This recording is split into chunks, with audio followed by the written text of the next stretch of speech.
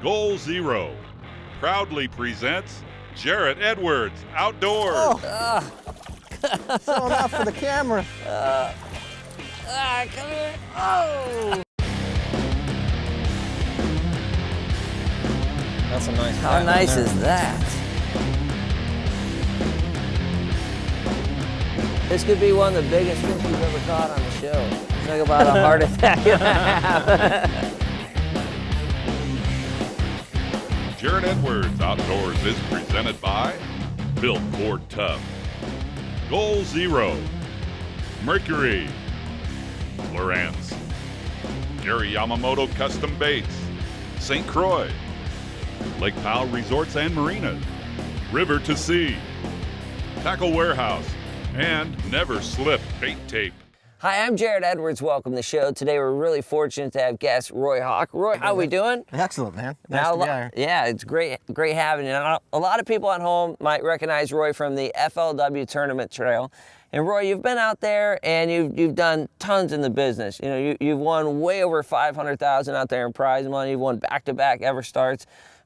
You've been there and done that in a lot of areas, not just out west, but back east as well. Today we're at beautiful Lake Havasu. Now, when I think of Havasu, I think of a 4-pound line and smallmouth and have an absolute ball. But you told me not to even bring that stuff today. What do you have in store for us? This time we're gonna go stained water. Okay. Heavy line. I know that's kind of scary for you. But I can do that. I can do that. I think you'll enjoy it, and it's a little bit different aspect, and we should have fun, man. Some good fish. I really look forward to it, guys. Reaction baits today, being able to pitch as well. Stick around, gonna be an outstanding show. Roy, let's hit the water. All right, man.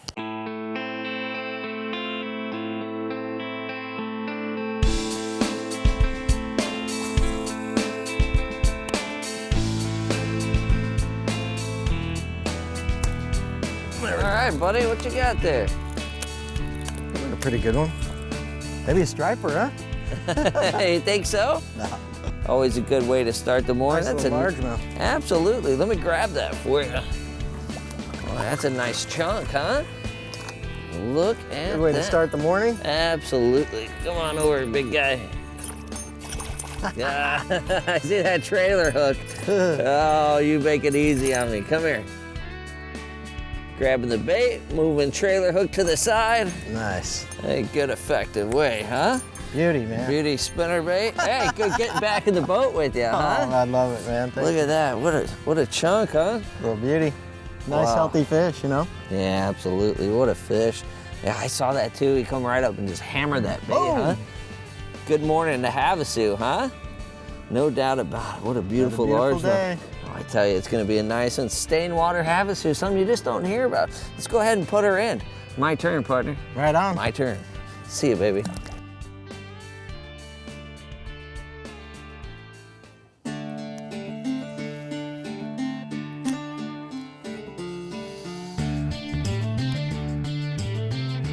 Got one.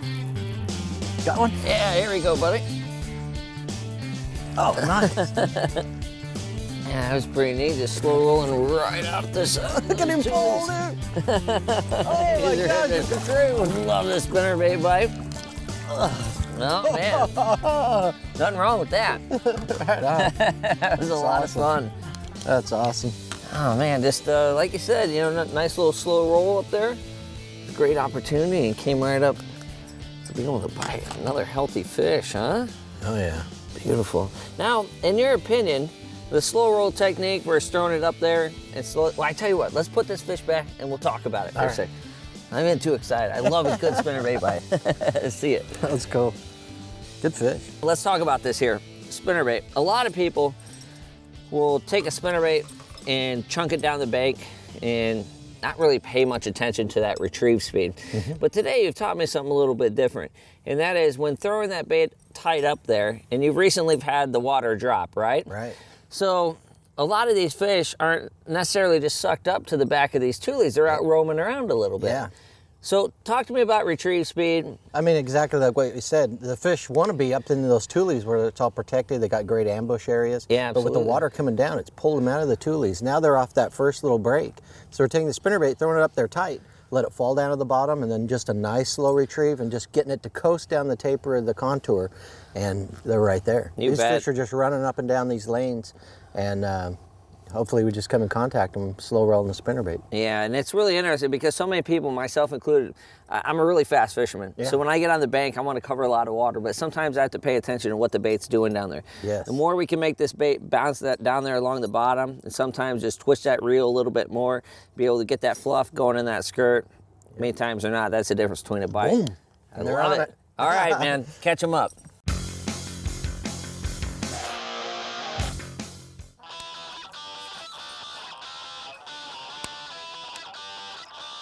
Yeah, that's a good.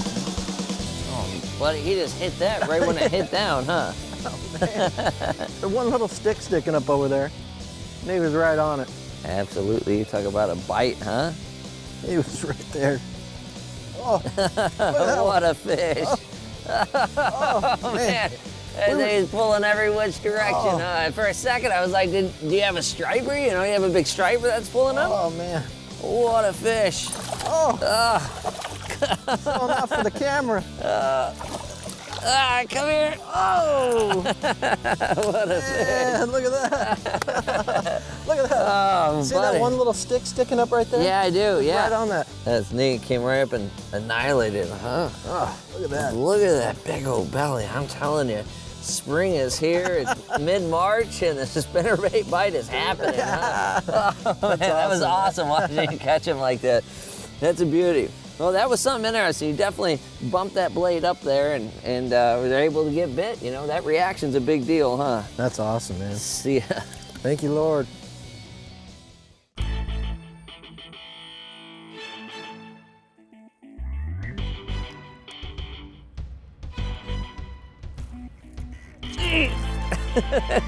Nice. Oh, yeah. Sorry. Right out of the thick stuff. Oh, buddy. Good thing you didn't have that 4-pound line on that one. Oh, man. Oh, man. That's a nice one. You know what's funny about that? You talk about 4-pound line. But speaking about line, that's something interesting. What I have here is I have 20-pound fluoro, okay? And some people prefer to go out and to fish with heavier braid. And a little 2.5, huh? 2 1/4. Let's go ahead and put that back in. So that's interesting. Let's talk about that for a sec.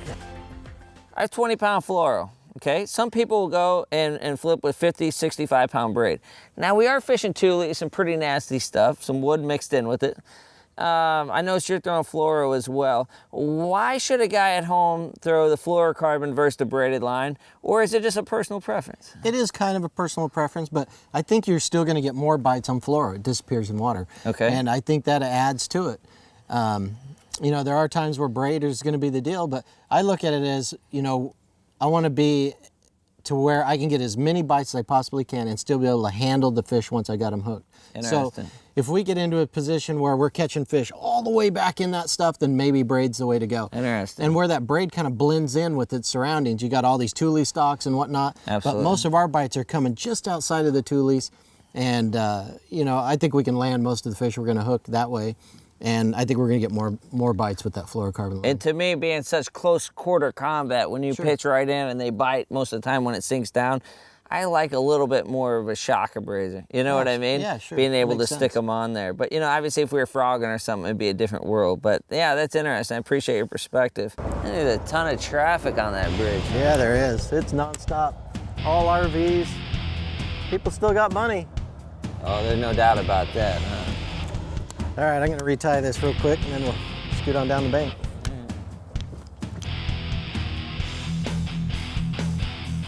Oh, yeah. Oh, nice, buddy. You went back there just to retie. And look at that.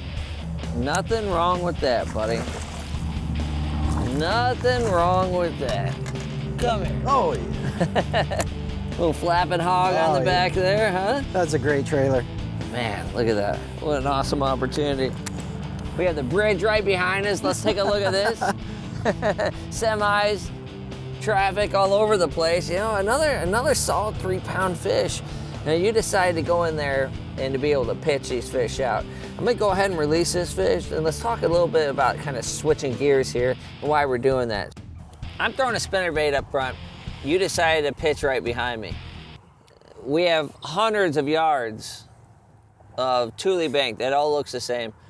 Why'd you decide to pick up and pitch? What can you help teach the viewers at home on what made you make that transition? Well, I mean, typically it's kind of an obvious choice. We got all these Thules, and it just makes sense that you're going to go and flip. But Sure. right now, these fish aren't necessarily right in those Thules. But what we ran into as we were working along the bank is we had a real steep edge. Okay. And so we took that jig and cast it up on the edge and pulling it off, and we're actually ledge fishing.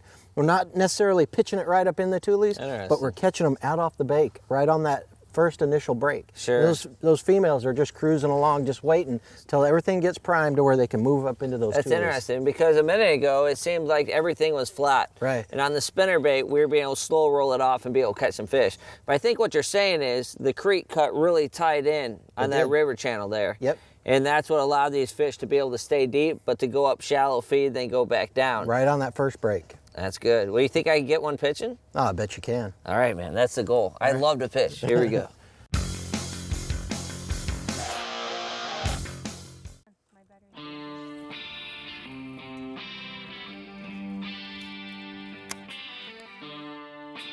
Here we go, buddy.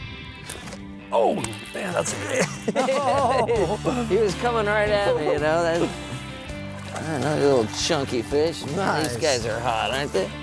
Come on here, over here, buddy. nice. Yeah, you can tell he's hanging out in the stand. He's a little more bleached out, huh? Yeah, good looking little fish. Yeah, absolutely. Close quarters, huh? Combat. Yeah, getting after that flapping hog, huh? So I'm just dropping out. Look at that. He's got a little Mark, huh? Yeah, a little bird mark. tried to get him. Yeah, something, huh? When he's younger. Down We're at the there. Delta, I'd say it was a seal. Yeah.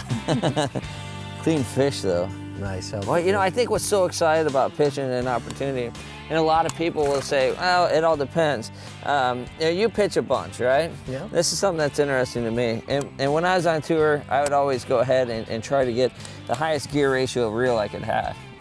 Because a traditional bait cast such as we have here, we know per handle crank is going to retrieve about 23 to 27 inches of line depending on what manufacturer. Yep. A lot of people are moving to the 7 to 1 to 1 gear ratio. Now, does that extra 4 to 5 inches matter, do you think? I think in a close color. I think everything matters. So It's all percentages. Yeah. Yeah, absolutely. And it's all, a matter of getting how detailed you want to get. But it all adds. I mean, it's all just math, and math plays a big part in success in bass fishing. There's no doubt about it. And someone like yourself that goes out there that over the years has spent hundreds of thousands of dollars, and I got to be fair, has won hundreds of thousands of dollars back. And your equipment's everything out there. And that's what's interesting. A lot of people at home will look at and will say, well, $300 for a rod, or $300 for a reel, or $20 for a line. But when you play the game at your level, every bite counts. Yes, it does. Ounces separate sometimes hundreds of thousands of dollars. And your equipment's just, you have to have the best you can have out there. But for the guy at home that obviously says $300, I have 3 rods for that. Right. There's nothing wrong with that, especially in today's technology and equipment, being able to do so. But I think the biggest thing is to always buy the very best. You go and you'll go into a retail store and there'll be 20 rod manufacturers, there'll be 20 line manufacturers, and it can be very confusing on where to begin and what to do. But for the most part, being able to have that opportunity to buy the right tool for the job, And what I mean by that, Absolutely. today when pitching, I'm using 7.5, heavy power, medium heavy power, and I know you're using the same. And it's the type of equipment. And there's so many people that will say, geez, we're pitching in and you don't have to rip them out like that. But in reality, you do. These fish bite and they shoot straight back in those reeds. So having something heavy that you get the fish out with, again, it's the right tool for the right job. Absolutely. No doubt.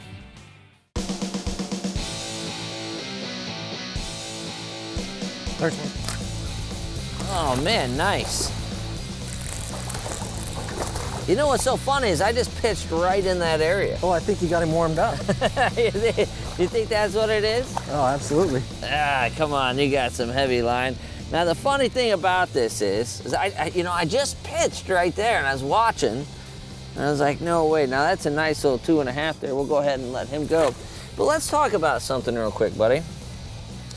Rate of fall, okay? I'm fishing a 1/4 ounce, and that's what's really interesting. How heavy of a weight do you have right here? This is a 1/2 ounce. Okay. So this is a tungsten weight. and it's a little slide-on skirt. You can take this head and put whatever your favorite skirt is that you like. Okay, that slides on Free there. sliding. Very nice. Then you have your hook on there. Now, do you feel rate of fall? Now, we all know, especially in colder water, rate of fall can be a big deal. And we know that the opposite end of the spectrum, when you get that water temp above 80 degrees, a lot of people will actually prefer to be able to have a little bit faster of a drop. But here we are in 55, 58 degree water today. And again, I pitched right in there, didn't get bit. You throw back in there with a 1/2 ounce. I'm throwing a 1/4. Do you think the rate of fall has a lot to do with right here in the springtime? Yeah, I think so. And I think too, what's happening is this is coming down on the bottom and making a little smoke cloud. I see. So it's a little bit heavier, huh? Right, and it's displacing the water around it. And then when you pop it back out of that smoke cloud, boom, he's on it. Interesting. So I think that the two things, for one, you can speed up your cast. You're going to get more cast in the length of the day. All right. Two, that initial land, when it lands on the bottom, it's going to make a little smoke cloud. Gotcha. And this is going to blend in and come flying out of that smoke cloud. And I think that's key. You know, that is interesting on there. I'm going to go ahead and stick with the 1/4 and see if I get whooped. Okay. For a little bit. That's right. For a little bit. Yeah. I'm not stupid, though. Yeah, if you keep whooping me, yeah, I'll be glad to it's all change. science, you know what I mean? We're all trying to... It's all trying to learn. But yeah, that's what I envision.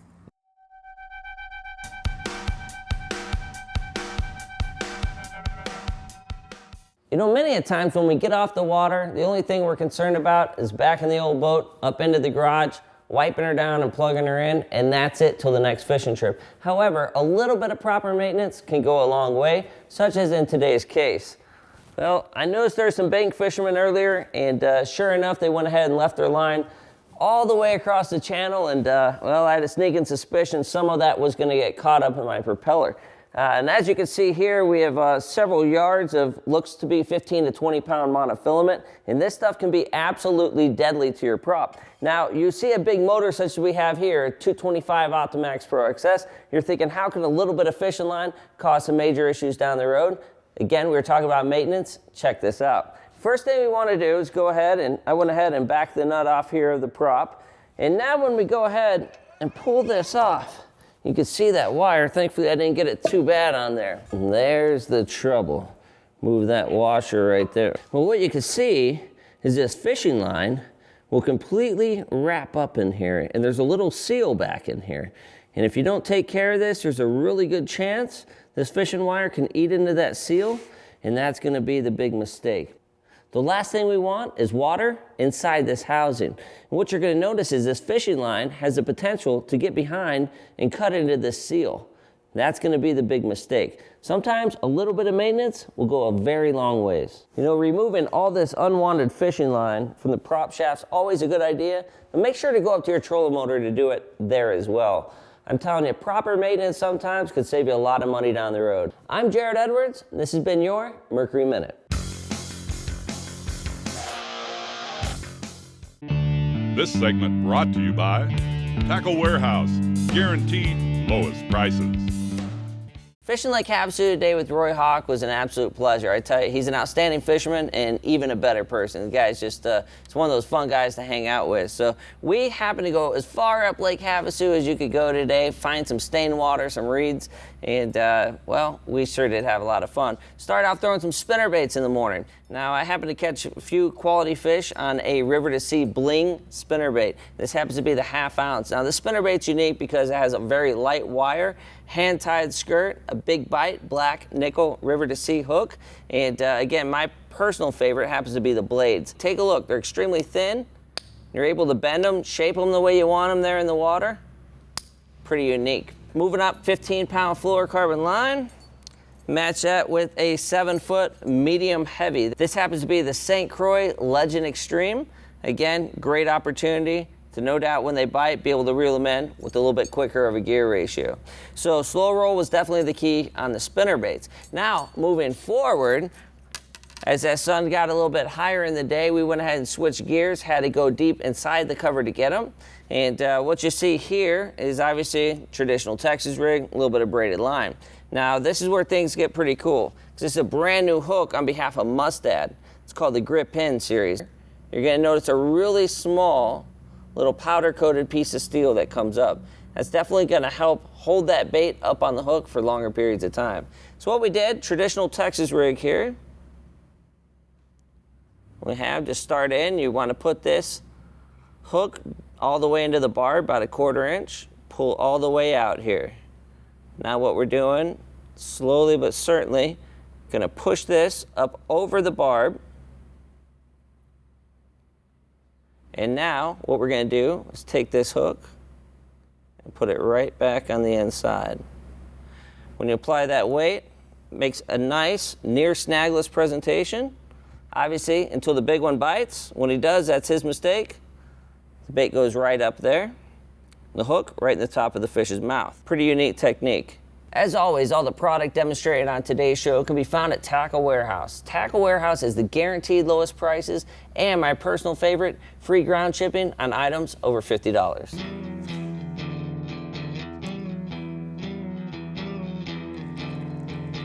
Roy, I got a bite. No way. Oh, he's on. He's running right at me. I haven't seen him yet, but you know I couldn't leave here without throwing light line. It's a nice smallmouth.